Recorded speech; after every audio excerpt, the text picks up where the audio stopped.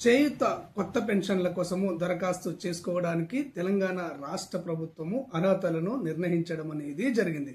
ఇక్కడ గ్రామీణ ప్రాంతాల వాళ్లకు 1,50,000 సంవత్సర ఆదాయం మించకూడదని, పట్టణ ప్రాంతాల వాళ్లకు అయితే మాత్రము 2 లక్షలకు మించి వార్షిక ఆదాయం ఉండకూడదు అని చెప్పేసి ఈ గైడ్ లైన్స్ లో పేర్కొనడం అనేది జరిగింది. ఇక తర్వాత భూ పరిమితుల విషయానికి వచ్చినట్టయితే 3 ఎకరాల తరి భూమి, 7.5 ఎకరాల ఖుష్కీ భూమికి మించి ఉండకూడదని, మించి ఉన్నట్లయితే వారు అనర్హులు అని ఈ గైడ్ లైన్స్ లో పేర్కొనడం అనేది జరిగింది. ఆ తర్వాత ఉద్యోగస్తులు, రిటైర్డ్ ఉద్యోగస్తులు, కాంట్రాక్ట్ ఉద్యోగస్తులు, అవుట్ సోర్సింగ్ ఉద్యోగస్తులు ఈ కొత్త పెన్షన్ల కోసము అనర్హులు అని చెప్పేసి గైడ్ లైన్స్ లో పేర్కొనడం అనేది జరిగింది.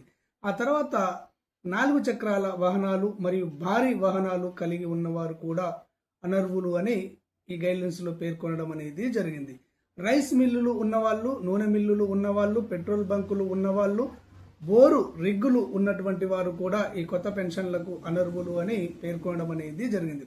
ఆ తర్వాత డాక్టర్లు, కాంట్రాక్టర్లు, వృత్తి నిపుణులు అంటే న్యాయవాదులు కానివ్వండి, ఇంజనీర్లు కానివ్వండి ఈ కొత్త పెన్షన్ల కోసము అనర్హులు అని చెప్పేసి పేర్కొనడం అనేది జరిగింది. ఆ తర్వాత స్వతంత్ర సమరయోధుల పరిధిలో పెన్షన్లు పొందుతున్నటువంటి వారు కూడా ఈ చేయూత కొత్త పెన్షన్ల కోసము అనర్హులు అని పేర్కొనడం అనేది జరిగింది.